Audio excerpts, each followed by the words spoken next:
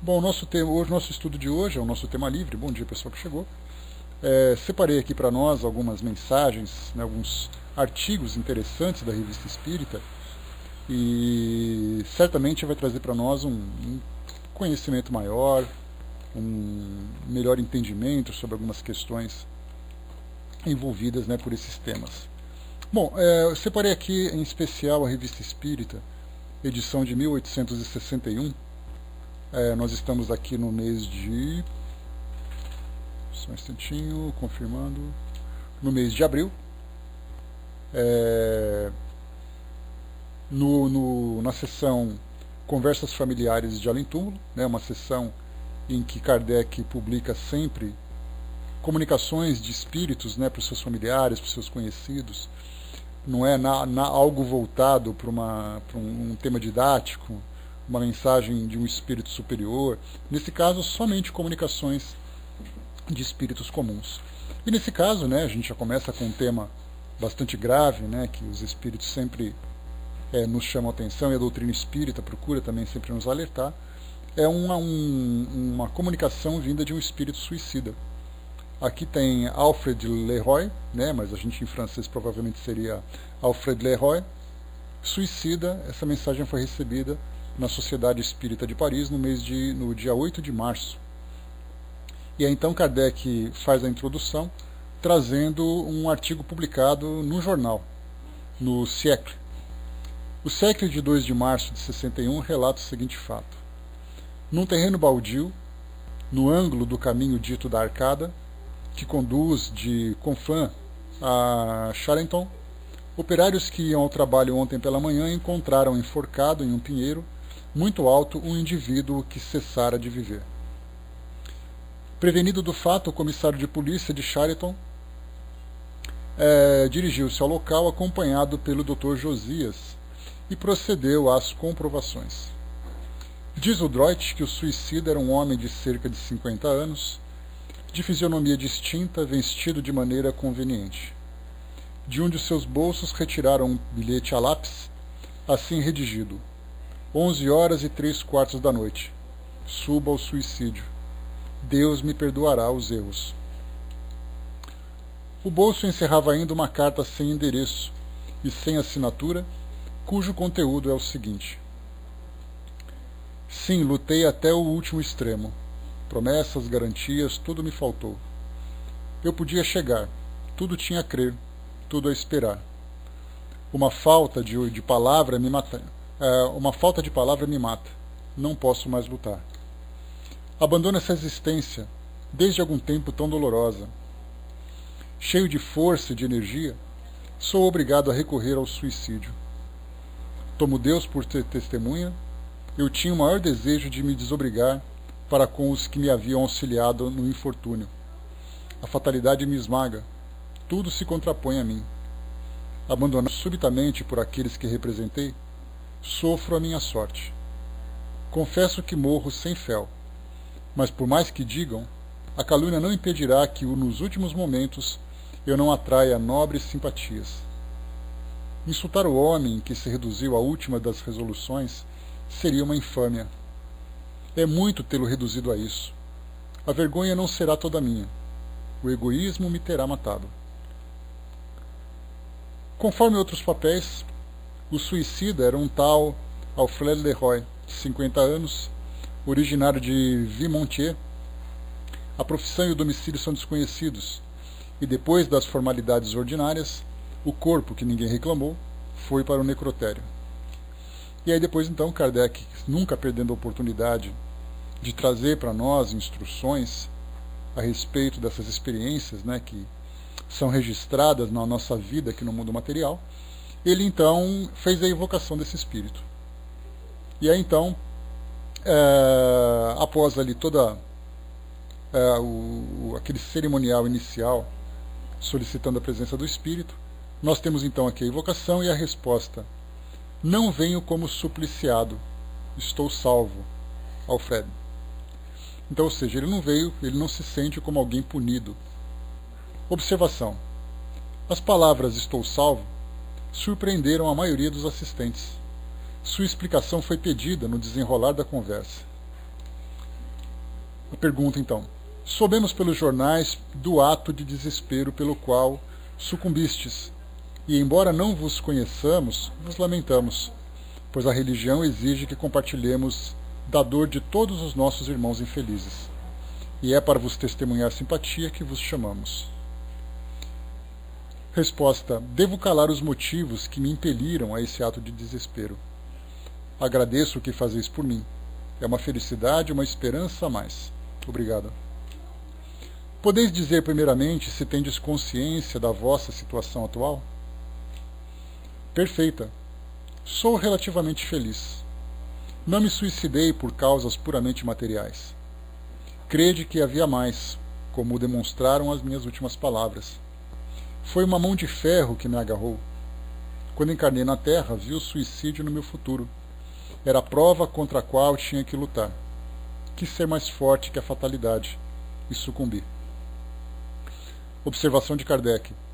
Ver-se-á logo que esse espírito não escapa à sorte dos suicidas, malgrado o que acaba de dizer. Quanto à palavra fatalidade, é evidente que nele é uma lembrança das ideias terrenas. Põe-se à conta da fatalidade todas as desgraças que não se podem evitar. Para ele, o suicídio era uma prova contra a qual tinha que lutar.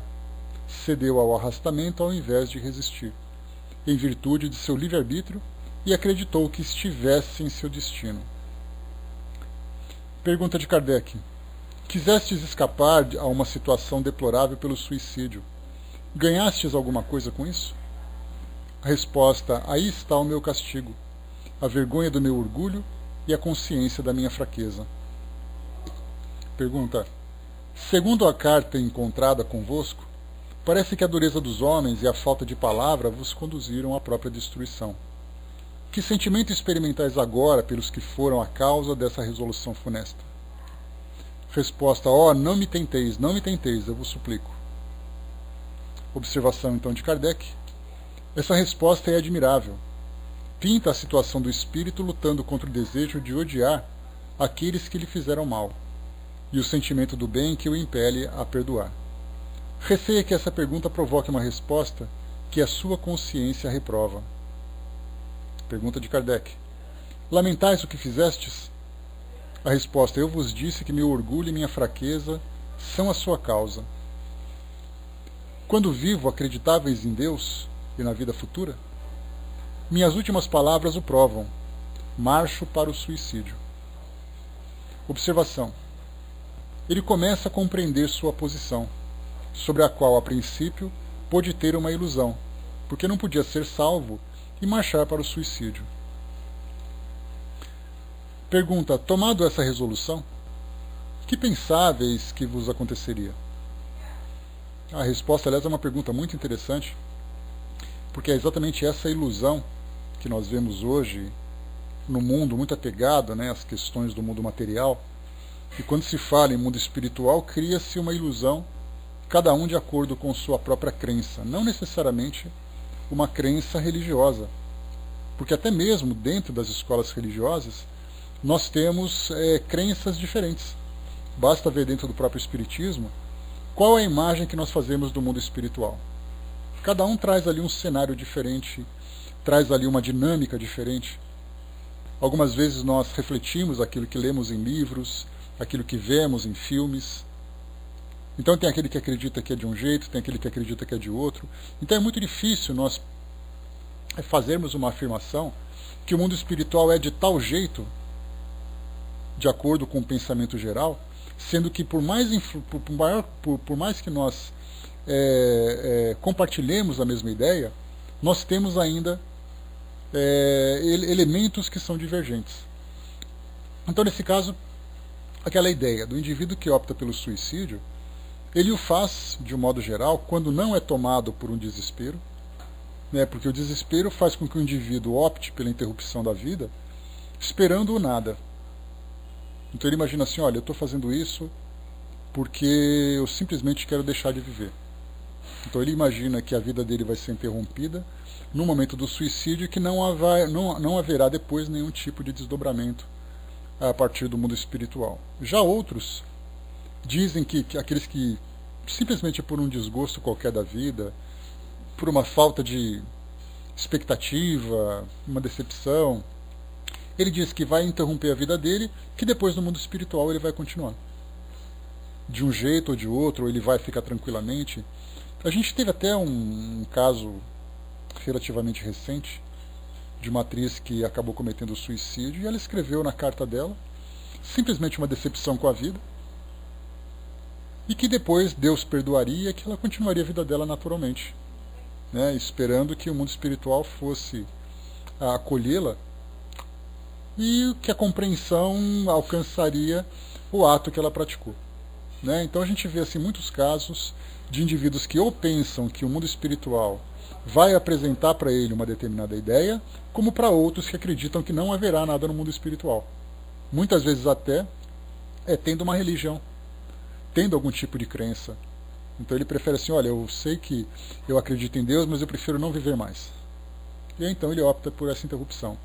E por isso essa pergunta de Kardec é muito, muito pertinente. Tomando essa resolução, que pensáveis que vos aconteceria? É exatamente aquilo que uma pergunta que seria aplicável a todos, né? A todos aqueles que optam naturalmente por esse ato.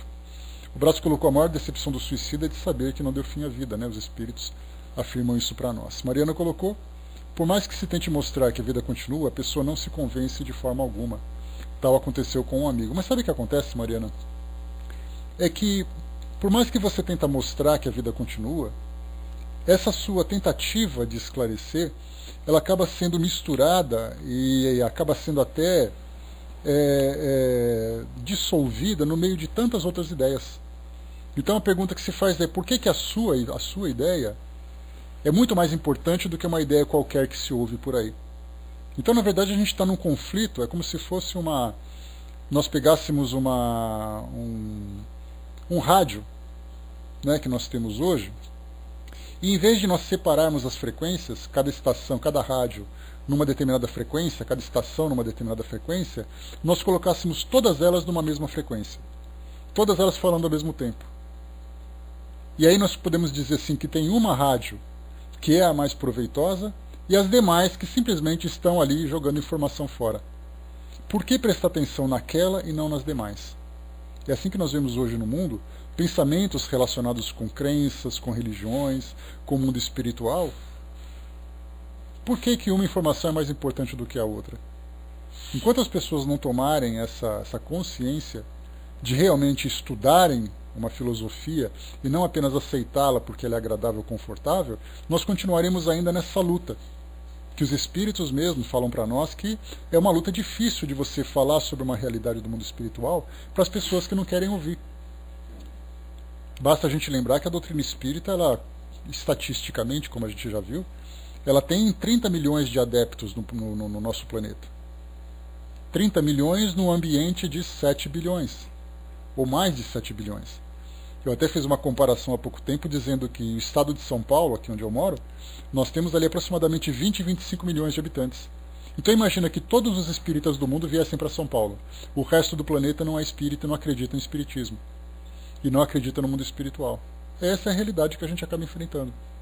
Então, por mais que você tente falar alguma coisa, ele ouve aquilo que você falou, que a vida continua, mas por outro lado ele começa a ouvir outras coisas. E aí então ele acaba não compreendendo aquilo que foi dito e a gravidade da situação que ele acaba vivendo, lamentavelmente. Mas a nossa luta é sempre difundir cada vez mais. Angelina colocou: lembro de um político em nossa cidade que suicidou-se e deixou uma carta, né, que foi porque não queria envelhecer. Olha só, cada um tem as suas escolhas, né? Algumas vezes tomada por desespero, outras vezes tomada por questões simplesmente materiais. Mas vamos aqui então à resposta do espírito, né? A gente está nessa expectativa de ouvir aqui, né? Para quem chegou agora, bom dia pessoal, a gente está aqui na Revista Espírita de 1861, no mês de abril, aproveitando aqui o nosso tema livre de hoje, né? Então é um espírito que cometeu suicídio, a gente está lendo aqui o bate-papo de Kardec com ele sobre essa escolha que ele fez. Deixa eu ver aqui. É um companheiro da nossa casa espírita, por pouco não se suicidou porque a doutrina, o conhecimento não caiu nessa, né? E a gente pensa também, mas espírita cometendo suicídio? Muitas vezes o desespero, a patologia, a doença, é muito maior do que o conhecimento que ele tem. Nós estamos falando de seres humanos, né? Então, infelizmente, eles têm essas fraquezas também. Né? O Braz aqui lembrando de Getúlio Vargas, a mesma coisa também, né? Então vamos lá, tomando essa resolução, que pensáveis que vos aconteceria? Eu tinha bastante consciência da justiça para compreender o que agora me faz sofrer. Por um momento tive a ideia do nada, mas repeli bem depressa. Não me teria matado se tivesse tal ideia. Primeiro me haveria vingado. Observação de Kardec. A resposta é ao mesmo tempo muito lógica e muito profunda. Se ele acreditasse no nada após a morte, em vez de se matar, ter-se-ia vingado, ou pelo menos teria começado por se vingar. A ideia do futuro o impediu a cometer um duplo crime. Com o nada, o que teria a temer se quisesse tirar a própria vida? Isso porque, né, no caso que a gente viu, a decepção, o abandono, fez com que criasse dentro dele aquele sentimento negativo por muitas pessoas. Então, se ele não acreditasse no nada, ou se ele acreditasse no nada, que a vida dele simplesmente fosse interrompida, ele teria praticado então atos de vingança, já que isso não traria para ele nenhuma consequência. Mas como ele já sabia que a vida após a morte física continuaria no mundo espiritual, ele então percebeu que esse mal que fizesse, que viesse a fazer, provocaria nele consequências dolorosas. Então ele optou em não seguir por esse caminho.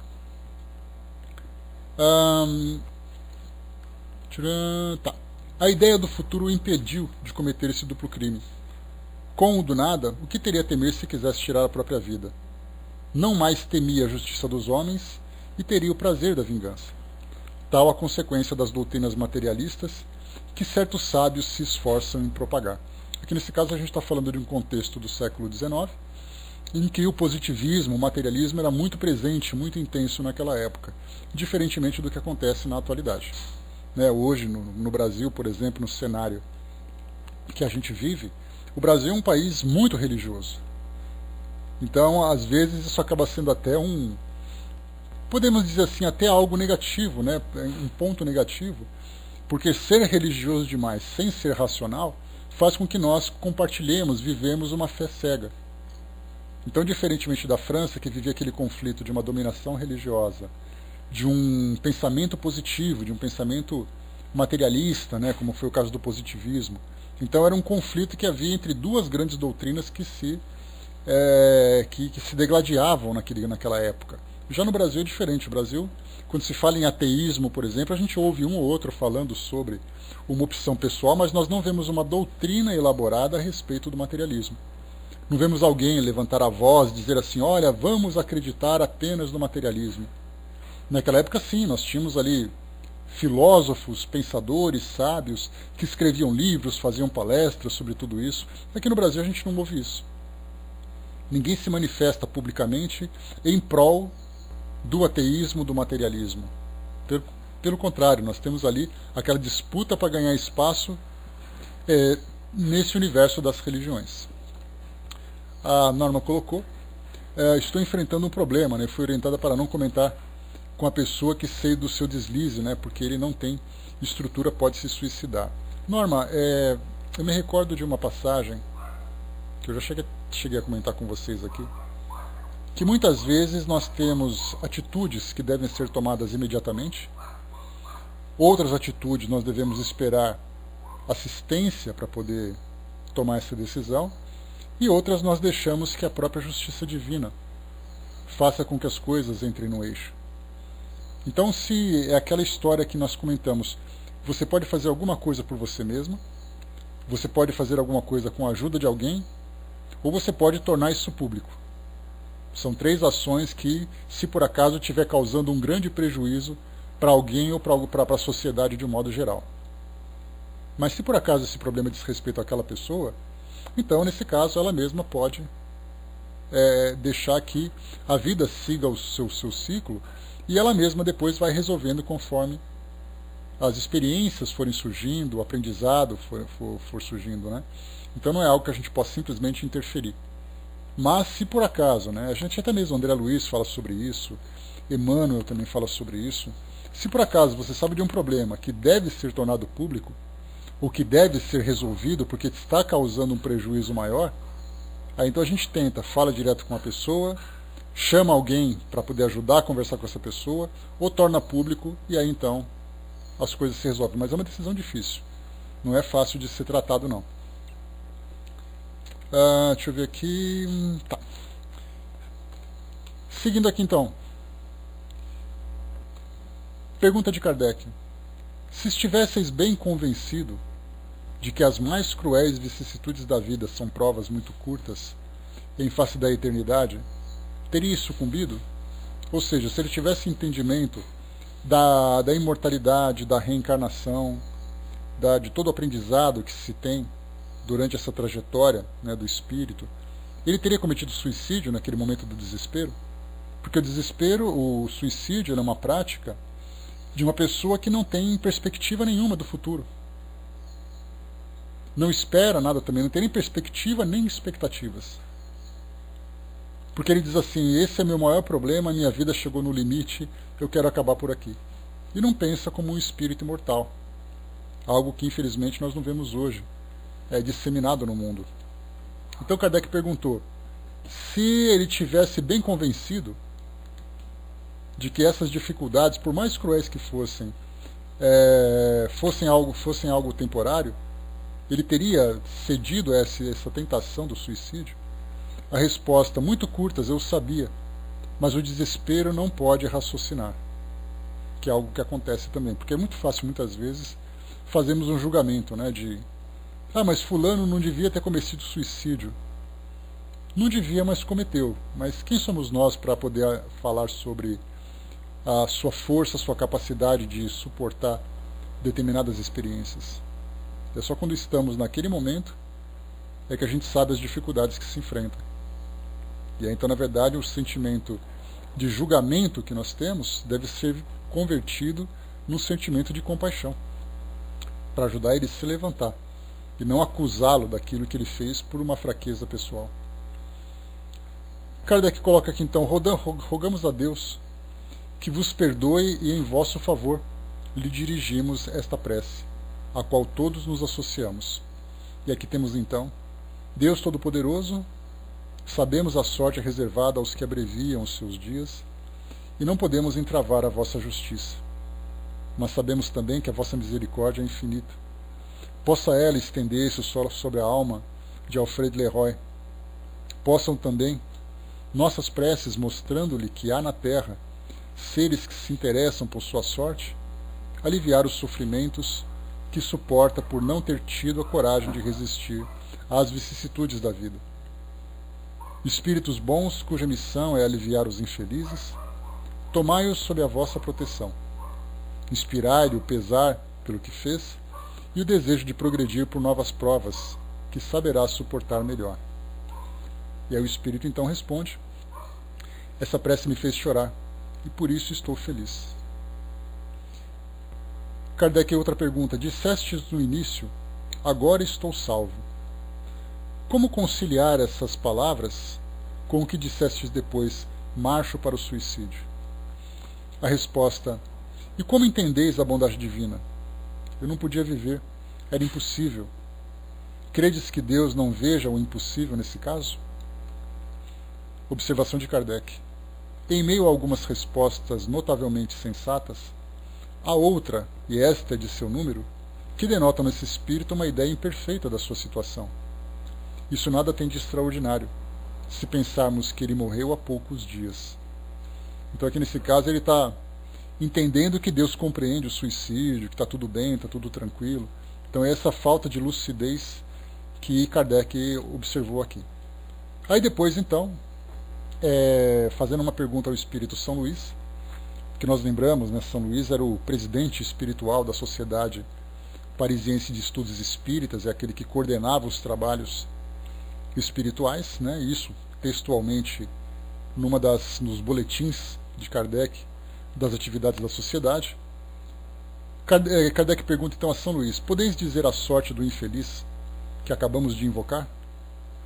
Lembrando sempre que essa expressão infeliz, diferentemente do que nós utilizamos na atualidade, o infeliz para nós é um termo pejorativo, né? Sai daí, seu infeliz. Naquela época, o infeliz era realmente o seu significado verdadeiro. Era uma pessoa que sofre, um sofredor. Poderia trocar essa palavra então para atualizá-la para o nosso tempo. Podeis dizer a sorte do sofredor que acabamos de invocar? Aí nós percebemos que mudou o contexto, né? É por aí, né, embaixador? Então, quando se fala em infeliz daquela época, é nesse sentido, de classificá-lo realmente como um espírito sofredor e não um infeliz qualquer, né, como nós utilizamos na nossa atualidade. Então, podeis dizer a sorte do infeliz que acabamos de invocar? Resposta de São Luís: a expiação e o sofrimento. Não há contradição entre as primeiras palavras desse infortunado e suas dores. Ele se diz feliz, feliz pela cessação da vida. E como ainda está preso aos laços terrenos, sente apenas a ausência do mal terreno. Mas quando seu espírito elevar-se, os horizontes da dor, da expiação lenta e terrível, desenrolar-se-ão diante dele, e o conhecimento do infinito, ainda velado aos seus olhos, ser-lhe-á o suplício que entreviu. Aqui é interessante a colocação, porque mostra exatamente isso, né? Você é feliz por ter feito isso? Sim, sou feliz. E aí então de imediato vem para nós aquela ideia da incoerência. Como é que ele pode ser feliz cometendo suicídio? E a gente pensa assim, qual era o seu objetivo quando praticou esse ato durante a sua encarnação? Sair do mundo material. Ele não saiu do mundo material, então ele foi bem sucedido. Ele está feliz por isso. Porque a sua visão é, eu sou um espírito que estou preso no mundo material, agora eu sou um espírito que não está preso no mundo material. Mas é como se ele estivesse diante de uma janela, olhando apenas para dentro de um ambiente. Ele está do lado de fora da janela. E ele olha para dentro do ambiente dizendo assim, agora eu não estou mais nesse quarto. E ele não olha para trás para perceber a imensidade que se abre atrás dele. O céu, o espaço, todo o infinito à sua disposição, porque a sua concentração está voltada para aquele pequeno ambiente que o enclausurava, que o mantinha preso naquela condição de sofrimento. Então sim, ele está feliz por aquilo que ele fez, mas no momento em que ele tomar lucidez, tomar conhecimento sobre a sua realidade e perceber o equívoco que praticou diante de leis que ele ainda não tem noção, aí então virá toda aquela avalanche de questionamentos, de cobranças, de dúvidas que farão com que ele passe lamentavelmente por esse sofrimento característico aos suicidas.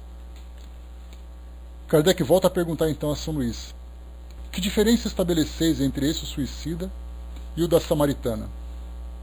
Ambos se mataram pelo desespero. Eu não conheço esse tema, eu não sei qual é essa história da samaritana. Ambos se mataram do desespero e, no entanto, sua situação é bem diferente.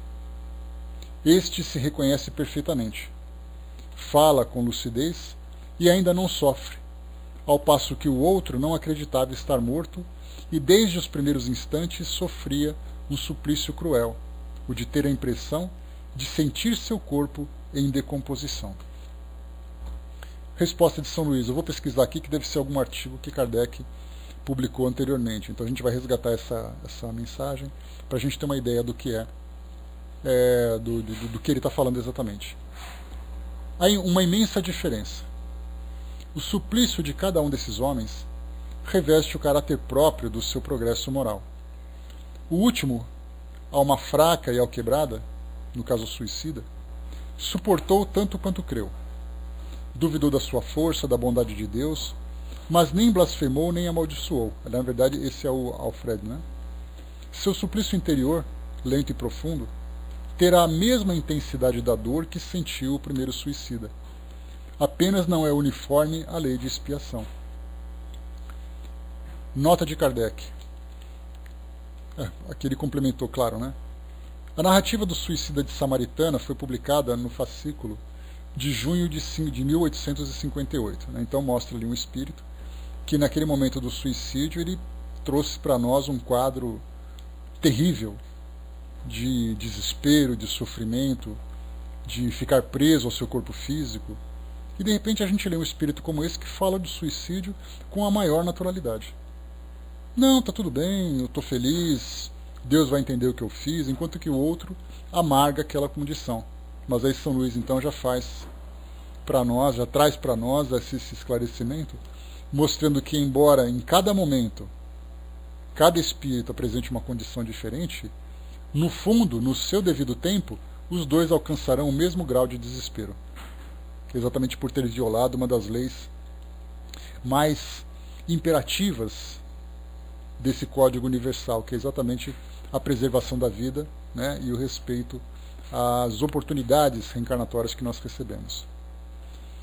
Kardec volta a perguntar: aos olhos de Deus, qual o mais culpado e qual o que sofrerá o grande castigo?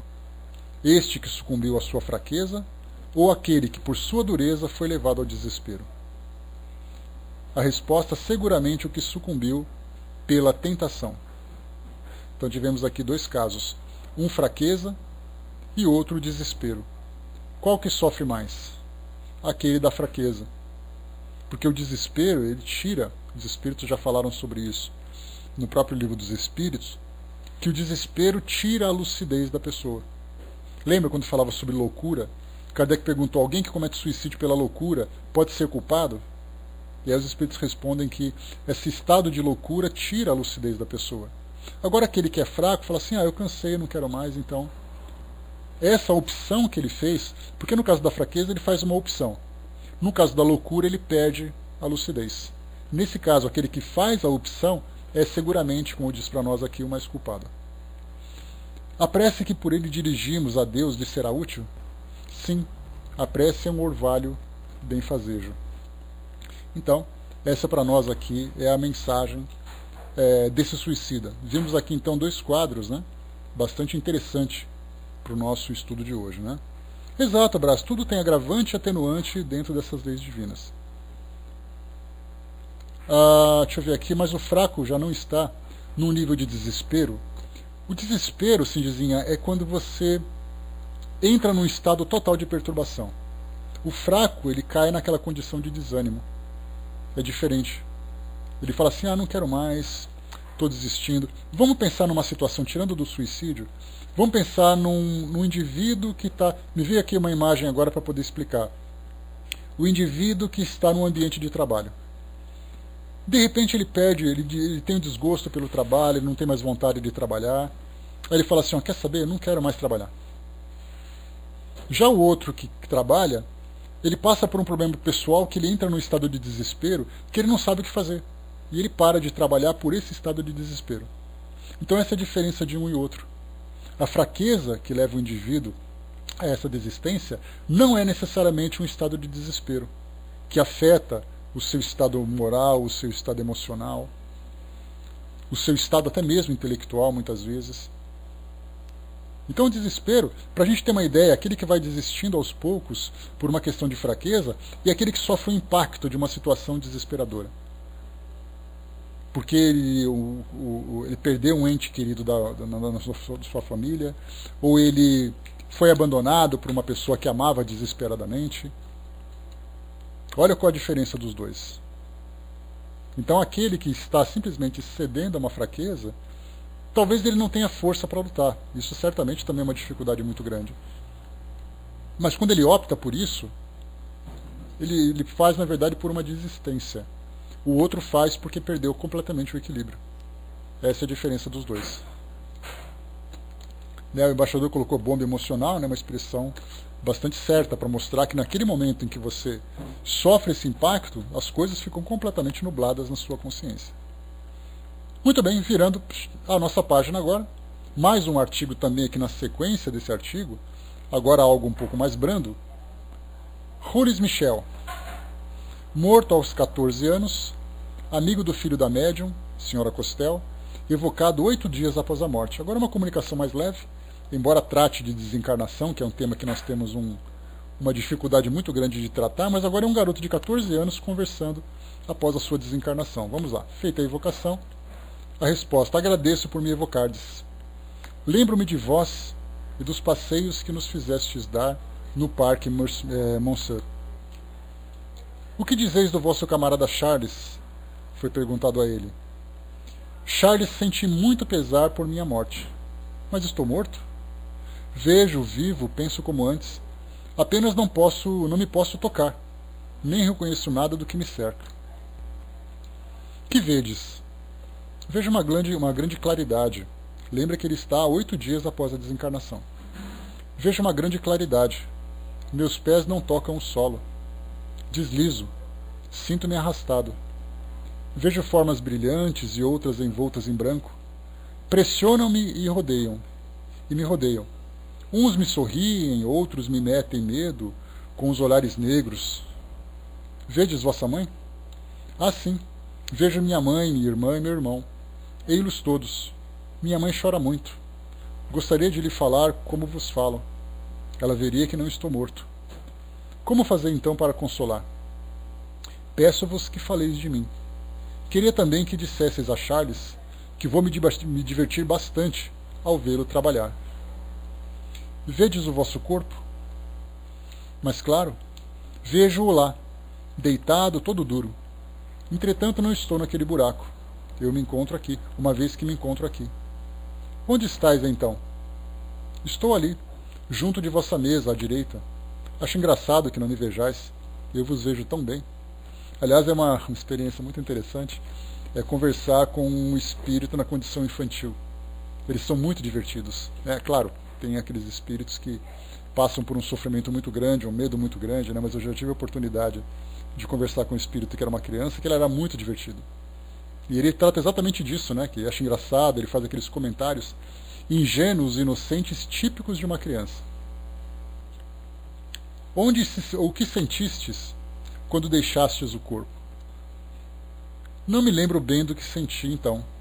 Tinha muita dor de cabeça, via tudo quanto é tipo de coisa ao meu redor. Estava completamente entorpecido. Queria mover-me e não podia. As mãos estavam molhadas de suor e senti uma grande agitação no meu corpo. Depois nada mais senti e despertei bastante aliviado. Não sofria mais e estava leve como uma pluma. Então me vi em meu leito e contudo não estava nele. Vi toda a movimentação que faziam e fui para outra parte. Como soubestes que eu vos chamava? Eu não dou conta muito disso. Ouvi bem que há pouco me chamáveis e vi imediatamente, porque, como dizia a Charles, não sou enfadonha, no caso aqui uma adolescente, Não sois enfadonha, no caso a médium, Adeus, senhora. Até mais ver. Voltarei a vos falar, não é verdade? E aqui então encerra essa comunicação. Uma comunicação bem simples, bem leve, que mostra assim como as coisas acontecem no mundo espiritual, que de repente a criança, no caso o indivíduo, está num processo de desencarnação. Há aquele momento inicial em que ele começa a ter uma percepção do que acontece à sua volta e de repente ele muda de um ambiente para outro sem se dar conta. Ele não sente ser levado, não vê quem o levou, ele simplesmente vai e acorda num outro local. Ele é feita uma evocação para que ele se manifeste num outro ambiente e ele simplesmente aparece. Como isso acontece? É algo que para nós também será enigma, um enigma interessante. De que forma que nós sentimos o pensamento, de que forma que nós sentimos as preces, as evocações, de que forma que nós somos atraídos de acordo com a sintonia que nós estabelecemos com o ambiente, porque tem espíritos que acordam sendo resgatados por outros companheiros, por que tem espíritos que saem perambulando pelas ruas. Esse ambiente mental, essa dimensão mental para nós, é extremamente complexa para a nossa compreensão. Deixa eu ver aqui. O Brás colocou: uma criança ao desencarnar fica como criança no além, um determinado tempo para adaptação perispirítica do corpo. Seria uma aberração voltar à condição de adulto de uma vez. Na verdade, Brás, como a gente sempre fala, cada espírito continua sendo aquilo que ele acredita ser.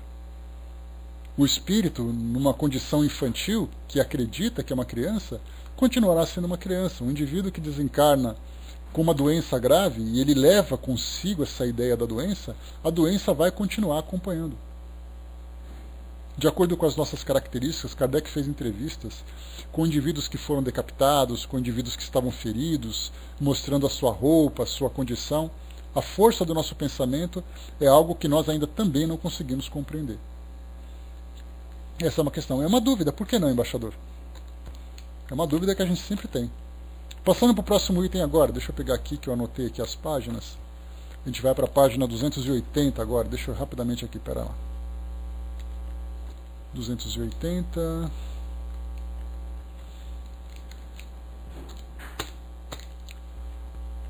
Pronto. É só lembrar, embaixador, para ter uma ideia, Kardec ele falava sobre espíritos que continuavam sangrando em virtude dos seus ferimentos. Esse sangramento nada mais é do que uma produção da sua própria mente, né, do ectoplasma. Então, se você tem essa produção de um suposto sangue que escorre do seu corpo, podemos imaginar os demais fluidos. Espíritos que vomitam em virtude das condições em que se encontram. Então, tudo é uma produção que o espírito tem. Aquele ectoplasma, aquele fluido que é, não ectoplasma, mas o fluido que é utilizado no mundo espiritual é manipulado e transformado naquilo que o espírito acredita. Essa é uma realidade. 280, deixa eu pegar aqui o texto que eu selecionei para vocês. Ocupação dos espíritos. Vamos mudar então aqui agora de assunto de novo, né, aproveitando aqui esses artigos que são bem interessantes. A médium foi a senhora Costel. A gente já falou sobre a ocupação dos espíritos lá na primeira edição, se eu não me engano, da Revista Espírita, em 1857, um extenso artigo que Kardec publicou falando sobre esse tema, né? E também no próprio Livro dos Espíritos. E aqui então a ocupação dos espíritos. As ocupações dos espíritos de segunda ordem, no caso nós, consistem em se prepararem para as provas que terão de suportar, por meditações sobre suas vidas passadas e observações sobre os destinos dos homens, seus vícios, suas virtudes, aquilo que os pode aperfeiçoar ou levá-los a falir. Os que, como eu, têm a felicidade de ter uma missão, ocupam-se dela com tanto mais zelo e amor, quanto o progresso das almas que lhes são confiadas lhes é contado com mérito. Assim, esforçam-se por lhes sugerir bons pensamentos, ajudam seus bons impulsos e afastam os espíritos maus, opondo sua doce influência às influências nocivas. Essa ocupação interessante, sobretudo quando é bastante feliz para dirigir o médium e ter comunicações diretas, não afasta o cuidado e o dever de aperfeiçoar-se. Aqui a gente dá uma paradinha para refletirmos um pouquinho sobre essa questão. Inicialmente o espírito fala para nós, deixa eu pegar o nome do espírito aqui para a gente... Marcilac, o espírito familiar. Então o espírito Marcilac fala inicialmente para nós aqui sobre as ocupações dos espíritos de segunda ordem, que consistem em se prepararem para as provas que terão de suportar. Então, nesse ponto aqui, a gente já começa a pensar que qualquer coisa, qualquer atividade que nós façamos no mundo espiritual, tem por objetivo fazer um preparo para as próximas experiências. Então eu estou no mundo espiritual, já sei que eu vou ter que reencarnar, já faço uma análise. Claro que nós falamos dos espíritos que já se encontram nessa condição de se prepararem adequadamente para as próximas encarnações, e não aqueles que são rebeldes ou não têm ainda conhecimento, compreensão dessa realidade, que nesse caso eles são conduzidos pelos caminhos, né, preparatórios para a nova encarnação. Mas no caso, por exemplo, tendo como referência um espírito que é comum, um espírito que já tem compreensão, um espírito que tem a motivação para fazer a coisa que tem que fazer, as suas atividades, os seus compromissos, as suas responsabilidades estão voltadas para a próxima etapa que ele tem que cumprir. Essa próxima etapa será a minha próxima encarnação. Então, na minha encarnação anterior, como foi colocado aqui, passam por meditações de suas vidas passadas, observações sobre o destino dos homens, seus vícios, suas virtudes, aquilo que os pode aperfeiçoar e levá-los a falir. Então ele vai analisar, bom, na minha última encarnação, as minhas experiências foram tais, tais e tais. As minhas fraquezas, as minhas virtudes. Então ele faz uma autoanálise daquilo que ele vivenciou em termos de experiências, faz ali uma contabilização do saldo que ele teve, se ele teve experiências mais positivas e negativas, começa a compreender que as negativas precisam ser melhoradas, transformadas em um saldo positivo, aquilo que foi positivo precisa ser então aperfeiçoado para trazerem melhores resultados. Então todas as atividades que ele desenvolve, que ele desempenha, tem esse propósito de prepará-lo para as novas experiências. Que é algo bastante curioso. A gente fica assim sempre preocupado, não, mas o que eu vou fazer quando eu desencarnar? Ah, porque eu vou trabalhar em tal lugar, porque eu vou fazer tal coisa. Na verdade, você vai fazer aquilo que deve fazer, visando exatamente a sua própria preparação. Porque do contrário, seria um esforço desperdiçado. E no mundo espiritual, principalmente nessa dimensão, onde há o esclarecimento, onde há o respeito a essas leis universais, nenhum esforço é desperdiçado.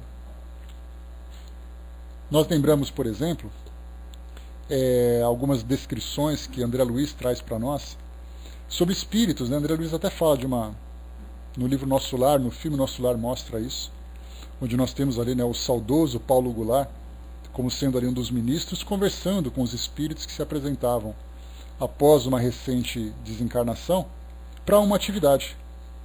E há aquele que escolhe, há aquele que pondera, há aquele que começa, não tem alguma coisa melhor para fazer. Então todas as ocupações têm esse propósito de nos aperfeiçoar, nos trazer ali uma condição melhor para a próxima encarnação, que é também uma experiência muito difícil. Então nós começamos a fazer uma análise pessoal, a nossa autoanálise, começamos a fazer uma análise do panorama geral da humanidade, quais são as fraquezas, quais são os seus vícios, como será a sua preparação reencarnatória. Temos aqueles casos mais extremos em que espíritos optam em reencarnar em um determinado ambiente para que possam conter exatamente as suas dificuldades. Há aqueles que desafiam os seus próprios limites e falem. Por exemplo, nós tivemos no livro Céu e Inferno, lá nos depoimentos dos espíritos, nas entrevistas, um espírito que cometeu um latrocínio. Fez o roubo, depois assassinou as suas vítimas, e na sua desencarnação, então, ele deu o seu depoimento. Após a sua desencarnação, ele deu o seu depoimento. E ali, então, São Luís conversa, dizendo que ele escolheu provas que estavam além da sua capacidade. E falhou. Apesar do perdão que ele recebia das suas vítimas, ele se sentia perseguido pelo olhar amoroso das suas vítimas. Então nós vemos assim que tudo é feito de uma forma muito coerente, de uma forma muito adequada às capacidades e possibilidades do espírito. Priorizando exatamente, né, André lembrou, priorizando exatamente o seu aperfeiçoamento. Então a gente pensa assim, não, quando eu reencarnar, é aquela história que a gente falou, né, Brás? Na próxima encarnação eu quero nascer rico, bonitão, inteligente, famoso e poderoso. São os 5 pilares do desespero, 5 pilares do fracasso. E aí então quando você começa a estudar os vícios e as virtudes que estão presentes na humanidade, a gente começa a dizer assim, olha, eu até queria ser bonitão, mas é melhor não, né? Rico também seria legal, mas se eu tivesse dinheiro, eu acho que eu... E se eu tivesse poder? Se eu tivesse poder, eu ia ser um ditador. E aí então a gente começa a perceber que, embora tudo esteja à nossa disposição, como a nossa prioridade é exatamente o nosso aperfeiçoamento, nós começamos então a perceber aquilo que deve ou não fazer parte do nosso histórico. E isso para os espíritos comuns. Exato, então, mas esse aperfeiçoamento, Sil, esse trabalho, essa tarefa de aperfeiçoamento, tem exatamente esse objetivo, de fazer com que a gente tenha essa compreensão. Se por acaso essa compreensão não é desenvolvida para um espírito, então ele não escolhe o caminho. Ele é conduzido por um caminho que é escolhido para ele, exatamente para evitar essas falhas. E é por isso que muitas vezes nós temos espíritos rebeldes que desencarnam em situações difíceis. Imagina um espírito que ainda tem o orgulho, a vaidade, o egoísmo. Ele então escolhem para que ele reencarne numa comunidade muito pobre, numa condição de dificuldade, de doença. É aquele espírito que já reencarna chacoalhando as grades, porque ele é rebelde. Na verdade, aquilo para ele é uma expiação muito dolorosa. É uma prova, na verdade, muito dolorosa. Já se é um espírito mais tranquilo, mais calmo, ele opta então por uma experiência devidamente orientada, porque nós não temos condições ainda de escolher aquilo que para nós é melhor, né? Que para nós é assim, É colocar uma criança numa loja de chocolate e falar assim, ó, coma só aquilo que é saudável para você, tá? Aí lá no fundo você tem uma prateleirinha com brócolis, com leite de soja, e no resto você tem as prateleiras com doces e guloseimas. E falar para a criança, filhinho, vai lá e só pega aquilo que é saudável, tá? 3 horas depois ela volta manchada de chocolate. Pois é, né, André? Você vai por brócolis, eu sei que você vai. Agora a maioria de nós não. Então por isso nós percebemos que, embora nós queiramos viver uma experiência, até mesmo nós que somos espíritas, que estudamos sobre tudo isso, que temos uma compreensão, nós somos tentados. Imagina assim, olha, quando na próxima encarnação você agora tem valores mais desenvolvidos, então você tem duas opções. Você vai ter que trabalhar como assalariado, passar por uma dificuldade, viver tudo isso e coisa e tal. Ou você pode nascer em uma família um pouco mais abastada, em que você tem uma tranquilidade material. O que você vai optar? Óbvio que você vai escolher uma tranquilidade material. Mas a pergunta é, essa tranquilidade material vai permitir que você desenvolva as virtudes que você precisa? Você não vai ser aquela pessoa orgulhosa, vaidosa, que vai aperfeiçoar, em vez das virtudes, aperfeiçoar os seus vícios? Então é claro, assim, olha, eu queria ter uma vida boa, uma vida legal, num lugar que não tem violência, num lugar isso. Então a gente começa a listar tudo aquilo que para nós seria assim um lugar perfeito para a nossa encarnação. Sem muitos excessos. A gente não quer riqueza, porque apesar disso ser muito tentador, a gente sabe que isso é prejudicial, se nós não soubermos fazer uso dessa riqueza. Lembra da Condessa Paula? Que ela falou assim, escolha a prova da riqueza como sendo a última, porque é mais difícil de você superar. Quando você estiver devidamente aperfeiçoado, aí sim você escolhe, porque assim você vai ser uma pessoa generosa, caridosa, humilde, diante da riqueza que você tem. Se for antes disso, vai ser aquele ditador, aquele orgulhoso, aquele arrogante, cheio de riqueza, fechado dentro do seu próprio castelo, sem olhar para o sofrimento alheio. Então a gente vê que esse processo de aperfeiçoamento, já no mundo espiritual, então daquilo que, por exemplo, André Luiz e Manuel Filomeno de Miranda, talvez tenham sido os dois espíritos, apesar de termos também ali o espírito Patrícia, o espírito Luiz Sérgio, né, que trazem assim, situações do dia a dia, independente das questões mais polêmicas, né, que a gente fala, se tem parquinho, se não tem parquinho, se tem casa, se não tem casa, se toma sopa, se não toma sopa, não interessa isso.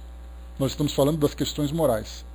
Nós vemos então as descrições que eles estão trazendo para nós de comportamento, de atividade dos espíritos, que são importantes para percebermos que as ocupações sempre têm um objetivo de equilíbrio moral, de esclarecimento e de aperfeiçoamento. Visando naturalmente, sendo um espírito dessa segunda categoria, sendo um espírito se preparando para a próxima encarnação, porque ele vai reencarnar. A pergunta é, ele está se preparando devidamente para isso? E aí nós temos as diversas atividades que são descritas para nós. Tem espírito que trabalha em locais de socorro, para poder lidar com o sofrimento alheio, isso faz com que ele se torne mais sensível às dores alheias. Tem aqueles que trabalham mais com o desenvolvimento de um conhecimento mais abrangente, o estudo da filosofia, o estudo da arte, o trabalho de caridade, um trabalho de maior ou menor vigilância. Então todas essas atividades têm esse objetivo. Estudam naturalmente o nosso perfil e nos encaminham para uma atividade que vai nos ajudar nesse processo de preparação. Continuando.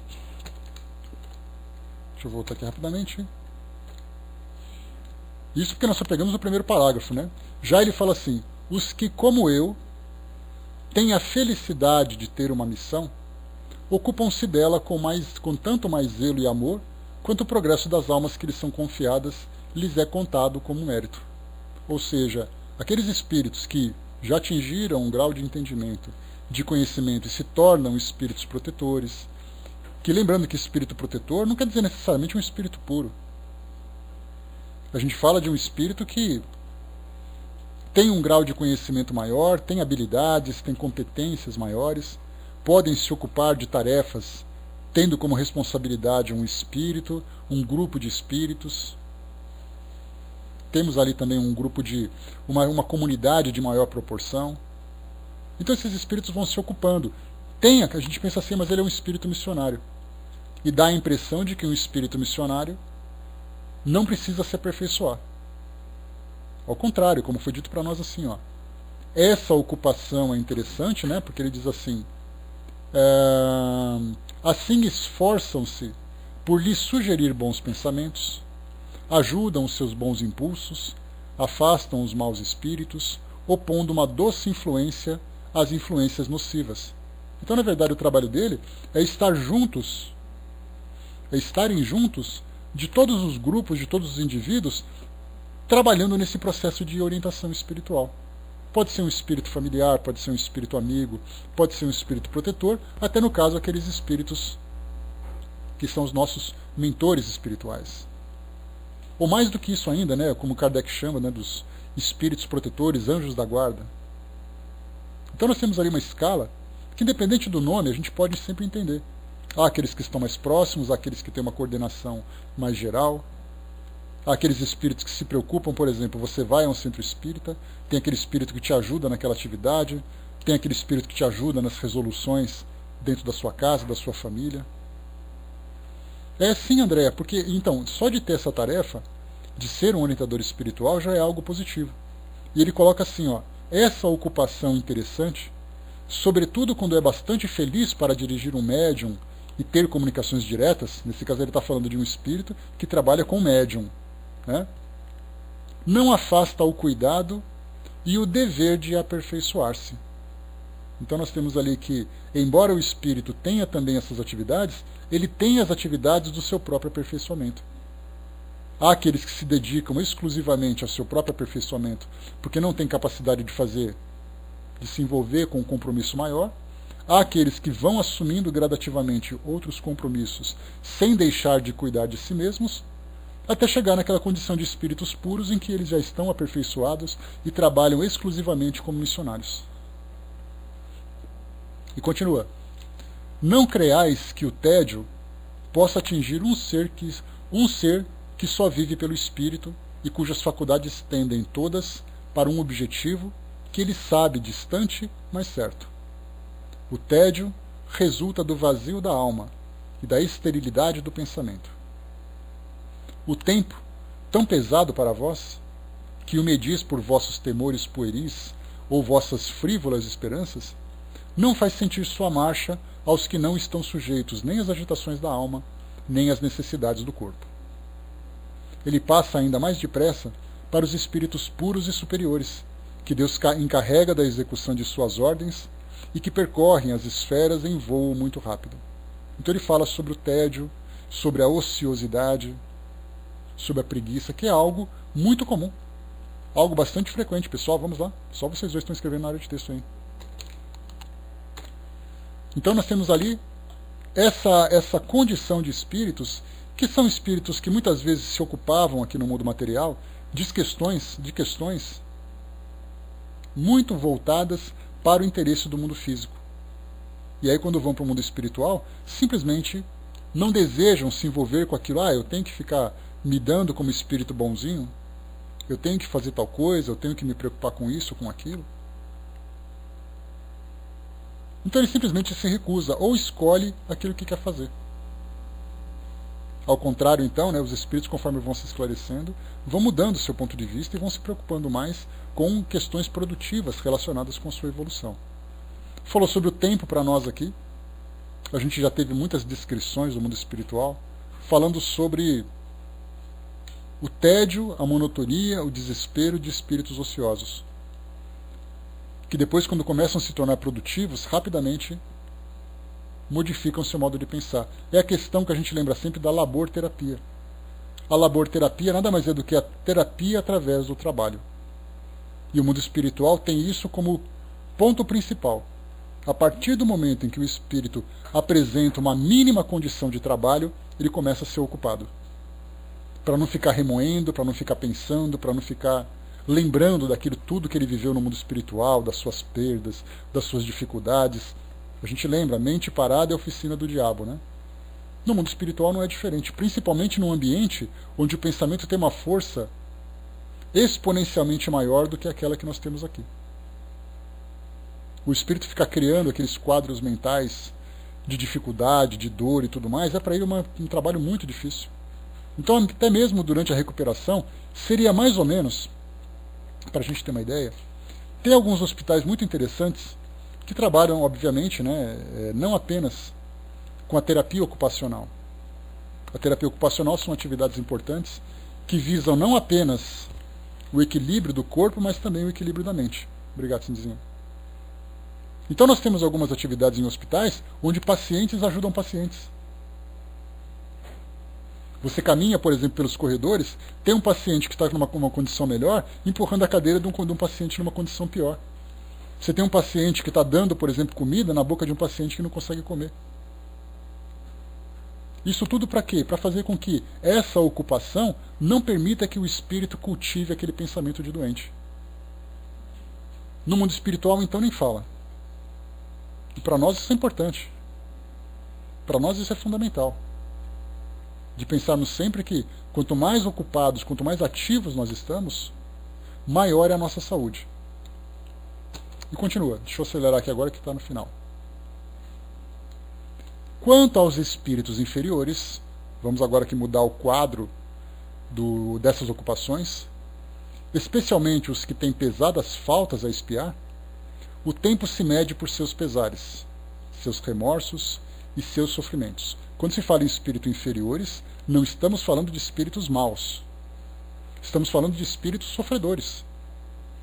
São aqueles ainda que vão numa condição de doentes e continuam doentes, de rebeldes, porque a gente tem essa ideia de superior e inferior muito relacionado com o nosso mundo material. Mas a gente fala de uma questão moral. Nós mesmos podemos nos considerar espíritos inferiores se tivermos como referência um espírito melhor. Ele é superior, nós somos inferiores. Mas inferiores em quê? Em valores, em sentimentos, em instintos, em vícios. Então, os mais perversos, aqui a gente entra nesse caso também, nesse tipo de espírito, dentre eles os que buscam escapar fazendo o mal, isto é, sugerindo a maldade.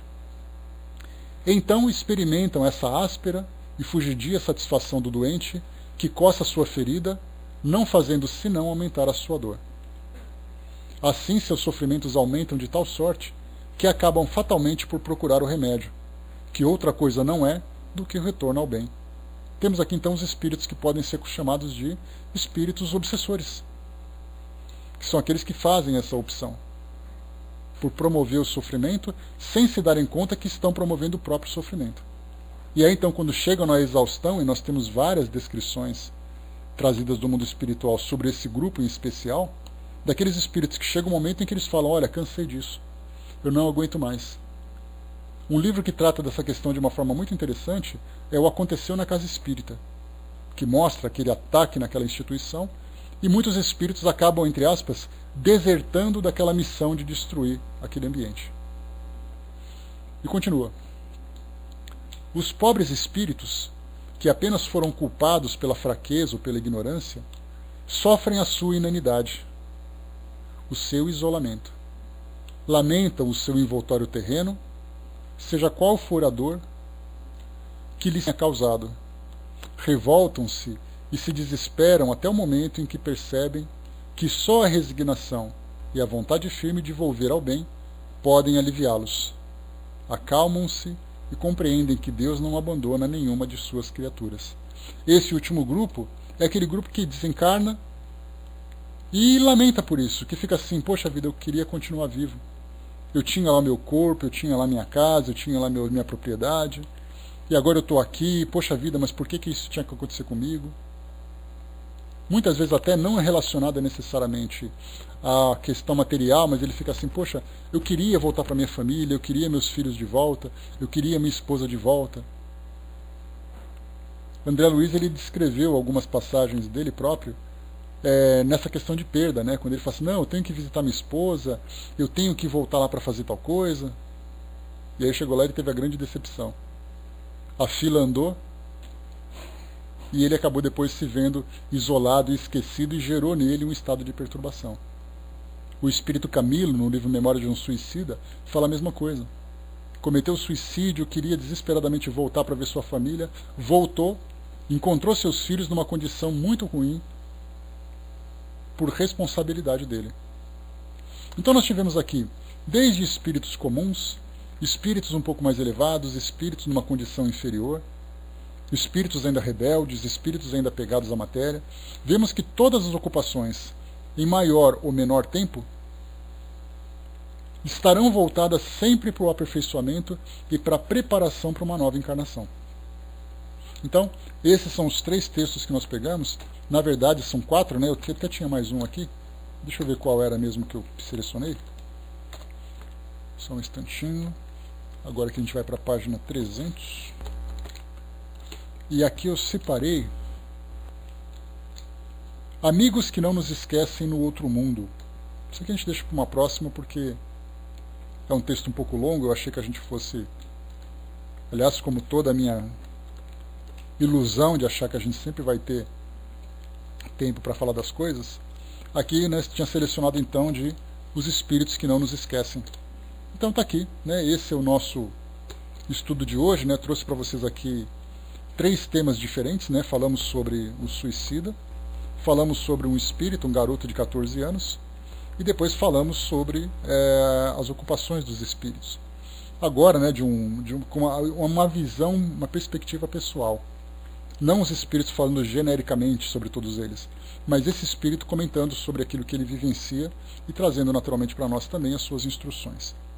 Então é isso, né? Fechamos aqui então o nosso estudo de hoje, né? Espero que tenha sido bacana, né, esses assuntos, tenham sido bacanas esses assuntos que eu selecionei para vocês aqui. É algo meio que aleatório, né? Eu dou uma passada no índice